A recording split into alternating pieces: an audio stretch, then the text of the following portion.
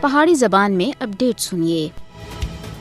مقبوضہ جموں کشمیر پوری دنیا دے امن و استحکام دے واسطے سخت خطرہ بن گیا ہے۔ خطے دی سخت صورتحال دی طرف فوری طور دے اتے عالمی توجہ دی ضرورت ہے، جبکہ مسئلہ کشمیر کو کانڈ پیچھے سٹنا کسی دے مفاد وچ نہیں ہے، کیونکہ یہ ایک متنازع مسئلہ ہے اور اس مسئلے کو حل کیے بغیر ایک خطہ نہ تو امن و استحکام دا گہوارہ بن سکتا ہے اور نہ ہی ارباں لوکاں کو سکون مل سکتا ہے۔ مسئلہ کشمیر دے حل دے اتے توجہ نہ دینے دے نتائج دنیا کو بھگتنے پے سن، لہذا عالمی برادری کو مقبوضہ جموں کشمیر وچ موجودہ زمینی صورتحال اور کشیدگی تھے لا تعلق کسی بھی صورت وچ نہیں رہنا چاہیے۔ مقبوضہ جموں کشمیر بھارت کا اندرونی معاملہ نہیں ہے بلکہ جنوبی ایشیا وچ ایٹمی فلش پوائنٹ بن گیا ہے۔ یہ دو ایٹمی طاقتاں دے وچکار کشیدگی دی اصل وجہ ہے اور بہتر تعلقات دی راہ دے وچ سب دے بڑی اور بنیادی رکاوٹ ہے۔ اس تنازع دے اوتے دو ملکاں دے وچکار 3 جنگاں بھی ہو چکیاں ہیں اور اگر اس تنازع دے اوتے مستقبل وچ کوئی جنگ چھڑ گئی تو وہ عام اور روایتی جنگ نہ ہو سی بلکہ ایٹمی جنگ ہو سی، جس تھی بعد کچھ بھی نہ بچ سی۔ خطے وچ ایٹمی جنگ تھیں بچنے دے واسطے اقوام متحدہ مسئلہ کشمیر دے فوری حل دے واسطے نہ صرف مداخلت کرے بلکہ تنازع کشمیر دے اوتے